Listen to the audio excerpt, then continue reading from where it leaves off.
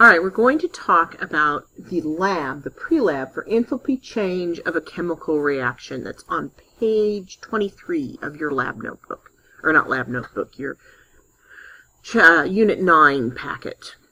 We're talking about enthalpy, and we're talking about, when we've been talking about heat, and heat, of course, is the ability, is the measure of the amount of molecules you have, or particles, how fast those particles are moving, and what the particles are, and we can calculate the heat of a system.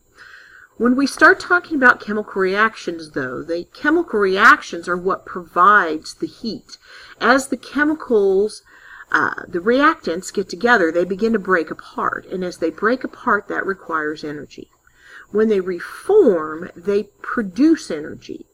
If you get more energy produced, you get an exothermic reaction. If it takes more energy to break the bonds than you get putting them back together, it's endothermic. Okay? That is how we can tell information about a chemical reaction. Now, scientists have gone through and they've made this lovely table in your lab book, and I think it's on page 18. And it goes on forever and ever, and it has a whole bunch of values, and these values are all heats of formation. In other words, this is the energy required to form any of these elements or compounds. For instance, if you turn to page 18 and look at the top, we've got aluminum. It takes no energy to form aluminum because it's an element. But aluminum chloride, it requires, or it gives off 705.68 kilojoules of energy when you make one molecule of aluminum chloride. Aluminum oxide releases a lot of energy, 1,675.7 kilojoules. So we have this lovely table, and we can use this table to calculate the energy that's going to occur in a reaction. When we're talking about energy, we're talking about the products minus the reactants. So if you know the products, and you know the heats of formation of your products, and you know the heats of formation of your reactants, it's very simple. You simply plug them in, and it's a plug-and-chug type of reaction, or calculation here. We're going to do products minus reactants. Here's our products. Calcium oxide is negative 635.1. That looks like an 8, but it's a 5. And carbon dioxide is negative 393.5. If I add those together, 635.1 plus 393.5, I get 1028.6. Don't forget, though, they were negative. So I have 1028.6 for my products. And it's a negative kilojoules. All right, now the calcium carbonate energy is negative 1,207.6 kilojoules. So now what we're going to do is take our products minus our reactants. So we're going to take negative 1028.6 minus a negative 1207.6. Of course, if you have a negative, subtract a negative, you end up with a positive. And if I add this all together,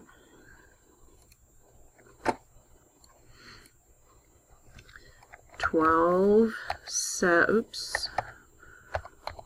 0.6 is positive, and I subtract 1028.6 from that, I get 179.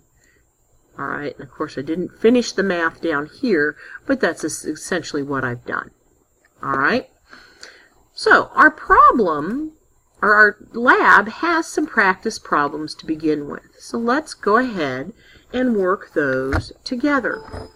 Magnesium and hydrochloric acid react to produce hydrogen gas and aqueous magnesium chloride. It gives us the heat of formation of hydrochloric acid. It tells us that it's negative 160,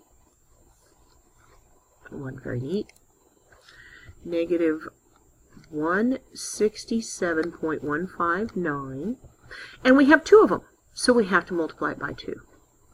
It tells us magnesium chloride is negative 641.8, and there's only one, so we don't have to do any multiplying.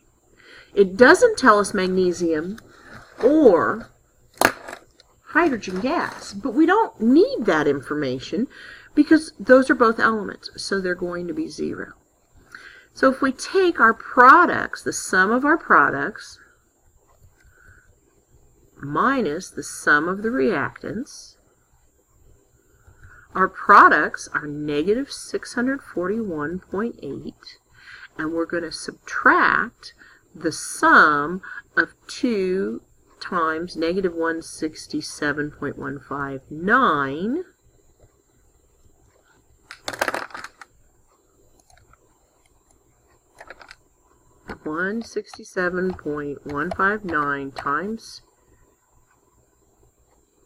times 2 gives us 334.318, and that's a negative, but it's a negative, so we're going to have 334.318 added to negative 641.8.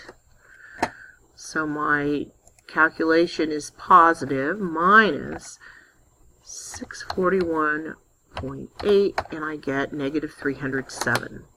So the energy that is going to be produced by the reaction is negative 307 kilojoules per mole. Okay, calcium carbonate, and we just did one just like this in the example. Calcium carbonate has a heat of reaction of 1207 kilojoules per mole.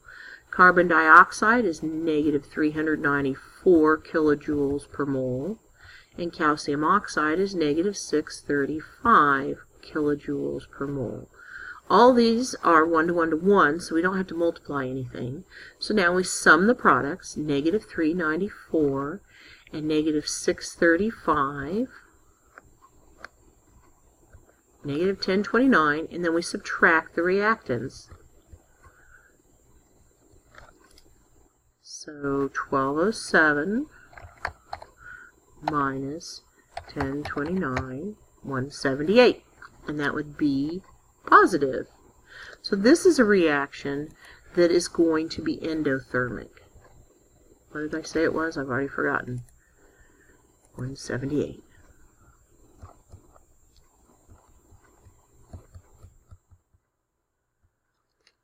Our third one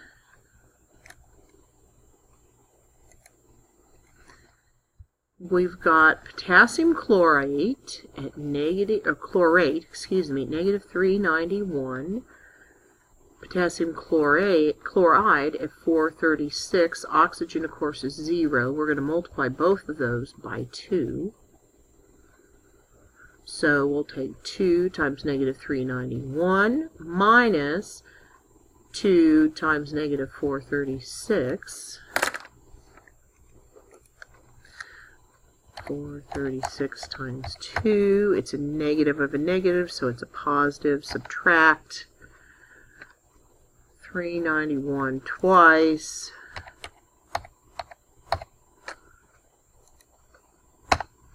And we get 90.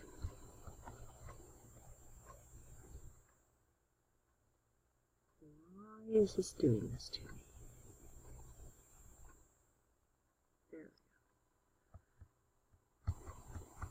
And it's positive, so again, it should be endothermic. And those are the values that I got. Well, no, wait a minute. Yeah.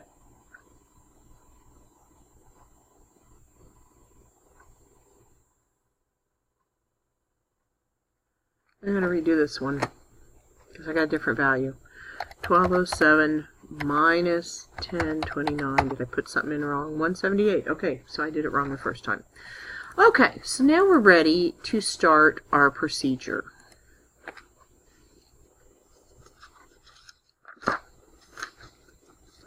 first we're going to learn how to use the lab quest and a temperature probe.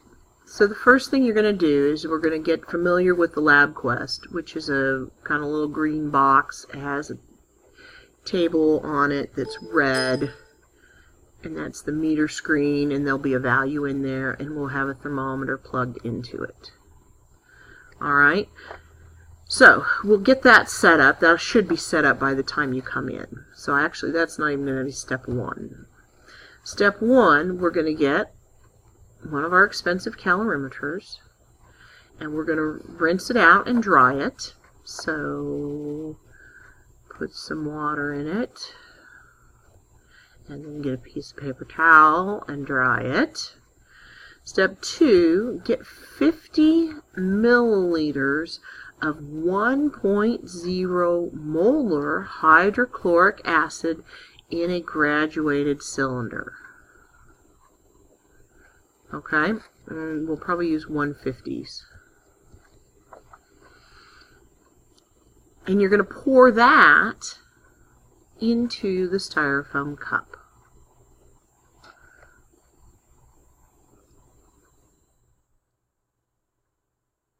Looks kind of like a flower pot, I know.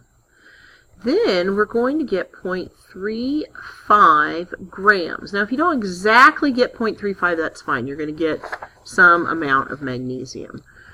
As long as you record it, you're fine. And you're going to put that, write that in your data table. And then step 5, you'll find the green play button, or start button, on the lab quest.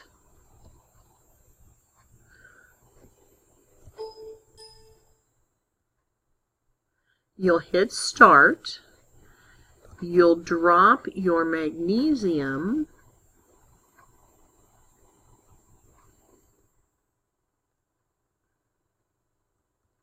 into your cup, and then we're going to close the lid. So I've got to make sure I have lids that will fit.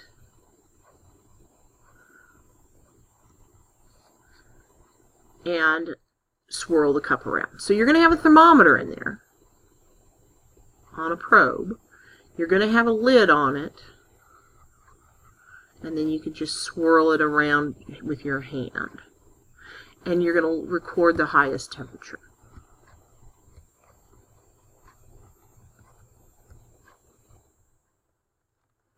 If you look at the second page of the lab, there's a data table you should calculate in, or not calculate, copy into your lab notebook. We may do this a couple times. It just kind of depends on the hour. So give yourself at least 2 columns so that we can do it more than once. And then there'll be some questions and calculations that we will do after we finish the lab.